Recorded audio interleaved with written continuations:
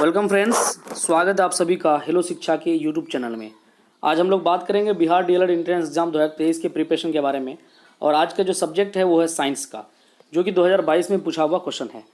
सारे क्वेश्चन आपको जो आज कराएंगे ये 2022 में पूछे हुए हैं। इससे पहले आप चैनल में नए तो सब्सक्राइब कर दें, लाइक कर दें और दोस्तों के साथ शेयर कर दें। चलते हैं आज के प्रश्न की तरफ। आज का पहला प्रश्न है आपके स्क्रीन पर। 900 kg पर मीटर क्यूब घनत्व का एक ठोस तेल पर तैरता है तथा वो तेल 1000 kg पर मीटर क्यूब घनत्व के पानी पर तैरता है। तो तेल का घनत्व कितना होगा ये बताना, कितना होना चाहिए। 950 होना चाहिए, 830 या 1000 या 1050। ठोस तेल पर तैरता है तथा तेल पानी पर तैरता है। ठोस किस पर तैरता है? तेल पर। और तेल पानी पर तैरता है, तो इससे ये बात स्पष्ट हो जाता है कि ठोस का घनत्व कम होगा तथा पानी का घनत्व अधिक होगा। इसका मतलब है कि ये जो तेल का घनत्व आपको चाहिए, ये तेल का घनत्व 900 kg पर मीटर क्यूब से ज़्यादा होगा और 1000 से क्या होगा? 1000 से कम होगा। इसका मतलब क्या है? 900 और 1000 के बीच ऑप्शन में क्या है? 950 kg पर मीटर क्यूब। ये आपका आंसर हो जाएगा। ऑप्शन ए बिल्कुल राइट आंसर होगा। नेक्स्ट क्वेश्चन पे चलेंगे। Question number 87। रक्षी कोशिकाओं में प्रकाश संश्लेषण की प्रक्रिया द्वारा उत्पन्न होता है। एडीपी, चीनी, एडीपी प्लस, पीआई या एएमपी। आपको बताना है कि रक्षी कोशिकाओं में प्रकाश संश्लेषण की प्रक्रिया द्वारा क्या उत्पन्न होता है। रक्षी कोशिका, जिसको हम लोग गार्ड सेल कहते हैं, जो कोशिकाओं को क्या करता है? रक्षा पहुंचाने का काम करता है। तो उसके संश्लेषण में चीनी का निर्माण होता है। किसका निर्माण होता है? चीनी का उत्पन्न होता है या चीनी का निर्माण होता है। ऑप्शन बी जो है इसका बिल्कुल राइट आंसर हो जाएगा। नेक्स्ट क्वेश्चन पे चलेंगे। अगला क्वेश्चन है, क्वेश्चन थोड़ा सा लॉन्ग है ये भी। 88 नंबर क्वेश्चन। 10 मीटर पर सेकेंड की चाल से चल रहे एक कार का ड्राइवर ब्रेक लगाता है, जिसके पश्चात से 20 सेकेंड में कार रुक जाती है। तो अवमंदन क्या होगा? आपको बताना है।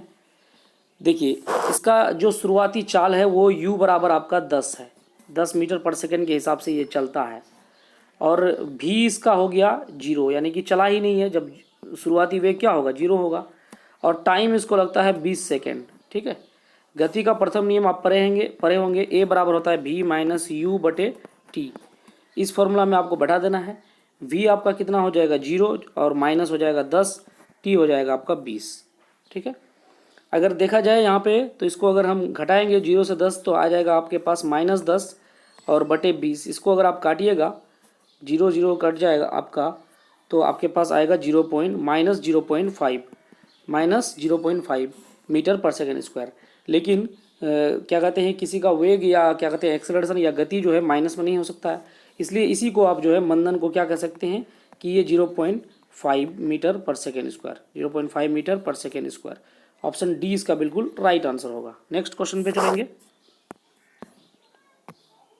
89 नंबर क्वेश्चन है।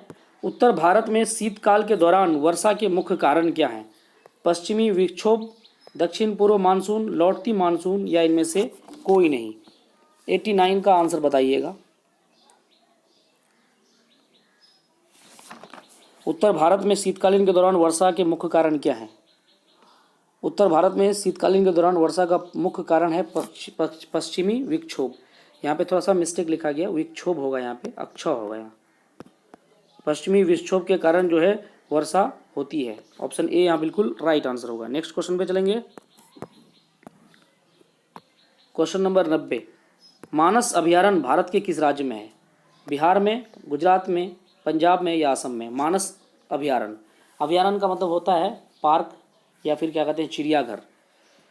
90 नंबर का आंसर बताइए। मानस अभयारण्य जो है ये असम में है। ऑप्शन डी इसका बिल्कुल राइट आंसर होगा। वन्यजीव अभयारण्य है ये, भारत के असम राज्य में स्थित है। इसे 1973 में प्रोजेक्ट टाइगर के तहत घोषित किया गया था। प्रोजेक्ट टाइगर जो बना था वो एक्ट जो है 1973 में बना था बाघों की सुरक्षा के लिए। और इसे 1985 में विश्व विरासत स्थल के रूप में चिन्हित कर दिया गया। 1985 में जो है ये विश्व में अपना स्थान पा लिया। ऑप्शन डी यहाँ बिल्कुल राइट आंसर होगा। नेक्स्ट क्वेश्चन पे चलेंगे। Question number 91।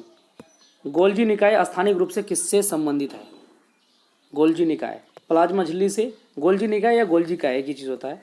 ईआर से, राइबोसोम से या माइटोकॉन्ड्रिया से। गोल्जी निकाय स्थानिक रूप से किससे संबंधित है?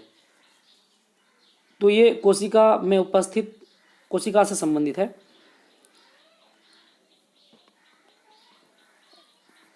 उस कोशिका में जो उपस्थित ईआर जिसको हम लोग कहते हैं एंडोप्लाज्मिक रेटिकुलम, उससे संबंधित है ये। तो इसका आंसर हो जाएगा ऑप्शन बी। ईआर इंग्लिश में भी लिखा हुआ रह सकता है आपको, एंडोप्लाज्मिक रेटिकुलम। ऑप्शन बी इसका बिल्कुल राइट आंसर होगा। नेक्स्ट क्वेश्चन पे चलेंगे। 92 नंबर क्वेश्चन है, प्रोकैरियोटिक कोशिका में डीएनए होता है। दो तरह का कोशिका है, एक प्रोकैरियोटिक एक यूकैरियोटिक। उसमें किस प्रकार की कोशिका डीएनए में होता है? परमाणु झिल्ली से घिरा हुआ रहता है, एक साथ कमी रहता है, या फिर अनुवांशिक सामग्री नहीं है, या परमाणु झिल्ली से घिरा नहीं है। प्रोकैरियोटिक कोशिका में डीएनए होता है। प्रोकैरियोटिक कोशिका में डीएनए जो होता है वो परमाणु झिल्ली से घिरा हुआ नहीं रहता है। ऑप्शन डी इसका बिल्कुल राइट आंसर होगा। ये कोशिका के केंद्रीय भाग में जमा रहता है, जिसे न्यूक्लियोइड कहते हैं।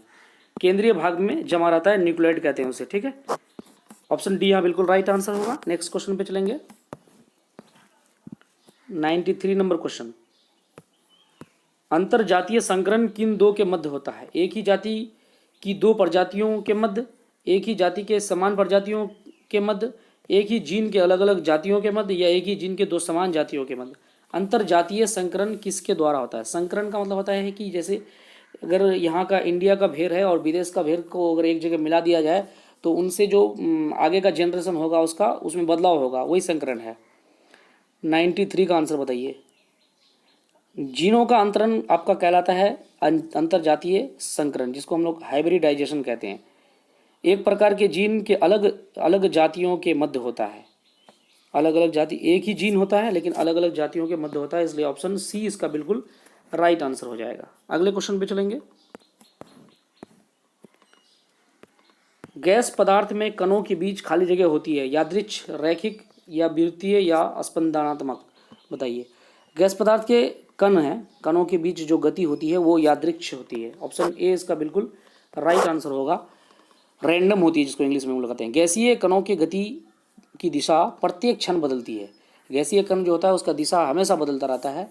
इसका प्रमुख कारण है गैसीय कणों के बीच आणविक टकराव। गैसीय कणों के बीच आणविक टकराव होता है, जिसके कारण उनका गति जो है बार बार बदलता है, इसलिए हम लोग कहते हैं कि उनके कणों के बीच यादृच्छिक गति होती है। अगले क्वेश्चन पे चलेंगे। उम्मीद करते हैं सारे प्रश्न समझ में आ गया होगा, और ये जो प्रश्न है सारा 2022 वाला पूछा हुआ प्रश्न है और आपके एग्जाम के लिए काफ़ी हेल्पफुल है ये। अगला क्वेश्चन है 95 नंबर, कौन उत्तक संवहनी बंडल बनाते हैं? जाइलम, फ्लोएम या फिर कैम्बियम? बताइए इसका क्या आंसर होगा। कौन उत्तक संवहनी बंडल बनाते हैं? संवहनी बंडल बनाते हैं जाइलम और फ्लोएम दोनों। ऑप्शन सी इसका बिल्कुल करेक्ट आंसर होगा। जाइलम जो है जड़ द्वारा अवशोषित जल तथा लवणों को पत्तियों तक पहुंचाते हैं, और फ्लोएम पत्तियों द्वारा बनाए गए भोज्य पदार्थ को पौधे के अलग अलग भाग में पहुंचाने का काम करते हैं। इन दोनों का पौधों में जो है बहुत बड़ा योगदान रहता है। ऑप्शन सी राइट होगा। नेक्स्ट क्वेश्चन पे चलेंगे। 96 नंबर क्वेश्चन है, श्वेत प्रकाश जब क्या कहते हैं प्रिज्म से होकर गुजरता है तो जो रंग सबसे अधिक विचलित होता है वो क्या, कौन सा रंग है? श्वेत प्रकाश। 96 का आंसर बताइए।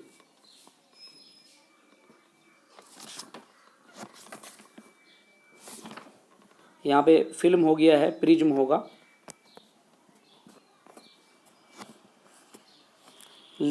तो यहाँ पे जो है और भी थोड़ा सा टाइपिंग मिस्टेक हो गया है, लाल हो जाएगा यहाँ पर, पीला, बैगनी, नीला। ठीक है, बताइए 96 का आंसर क्या होगा।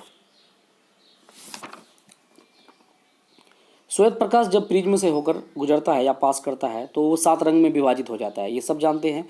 इन 7 रंगों में सबसे कम अगर विचलन होता है तो वो लाल रंग का होता है। लाल रंग का क्यों?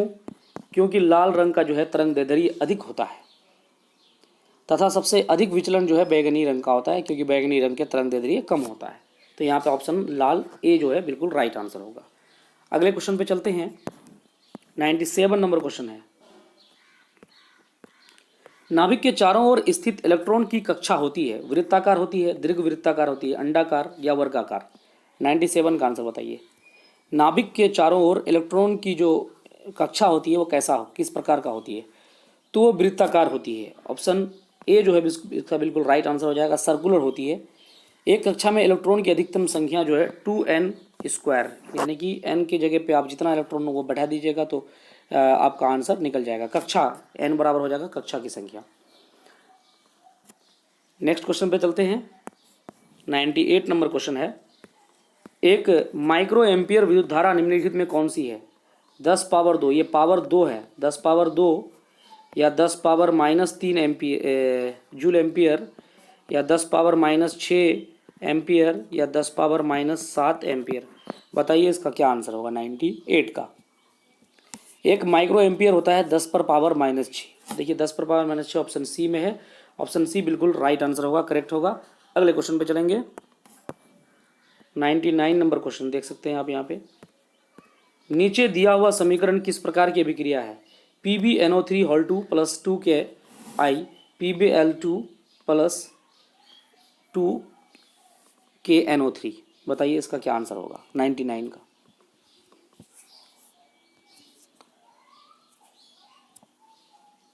इसको कहते हैं lead nitrate, PbNO3 lead nitrate कहते हैं। इसको कहते हैं कि 2Ki तो इसको कहते हैं पोटेशियम आयोडाइड, और PbI2 सॉरी L2 नहीं I2 है, तो ये आपका हो गया लेड आयोडाइड, और 2KNO3 इसको हम लोग कहेंगे पोटेशियम नाइट्रेट।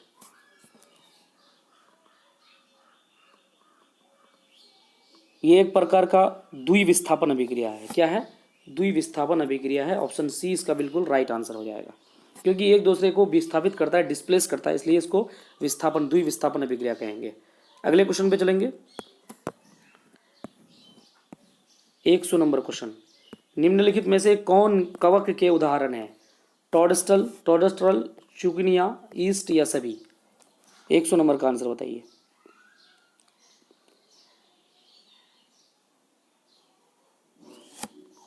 टोडस्ट्रल, चुकनिया या फिर ईस्ट, ये सभी जो है आपके कवक के उदाहरण हैं।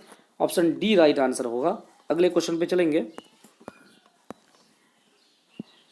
101 नंबर क्वेश्चन, मेंडलीफ के बारे में सब जानते हैं। मेंडलीफ की आवर्त सारणी के बारे में जानते हैं।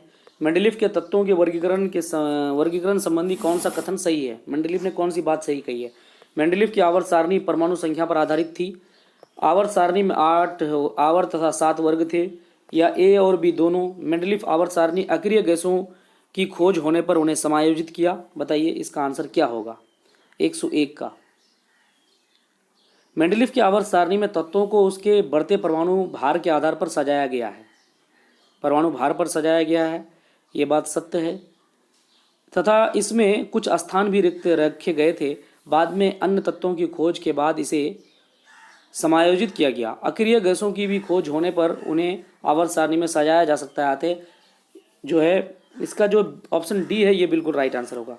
मेंडलीफ आवर्त सारणी अक्रिय गैसों की खोज होने पर उन्हें समायोजित किया। ऑप्शन डी इसका बिल्कुल राइट आंसर होगा। अगले क्वेश्चन पे चलेंगे। 102 नंबर क्वेश्चन है, किसी वस्तु पर किया गया कार्य निर्भर नहीं करता विस्थापन पर, वस्तु के प्रारंभिक वेग पर, बल और विस्थापन के बीच के कोण पर, या लगाए गए बल पर। बताइए 102 का आंसर।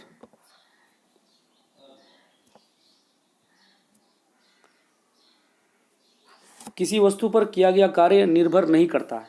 देखिए कार्य बराबर आप पढ़े होंगे, कार्य बराबर आपका होता है बल गुना विस्थापन। बल बोले बल और विस्थापन, बल गुना विस्थापन,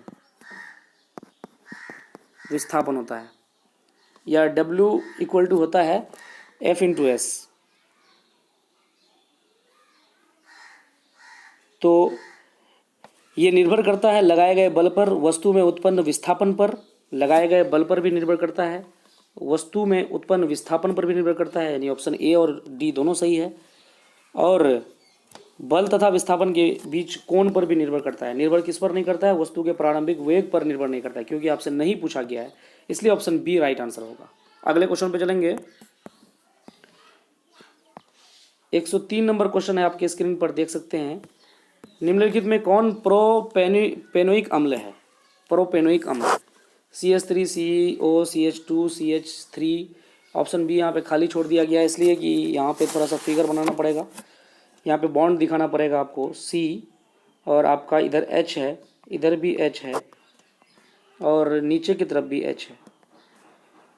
यहाँ पे फिर C है, यहाँ भी H है और यहाँ भी H आपको दिया गया है। फिर यहाँ पे C है और यहाँ डबल बॉन्ड O है और यहाँ OH है, इस तरह से दिया हुआ है। और यहाँ पे तो CH3 CO CH3 इनमें से कोई नहीं, 4 ऑप्शन आपको दिया गया है। प्रोपेनोइक अम्ल कौन सा है ये आपको बताना है।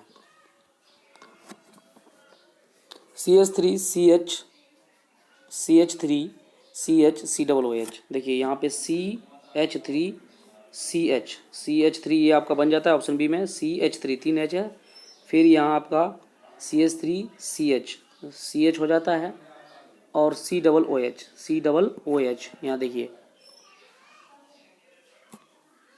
CH3 CO CH2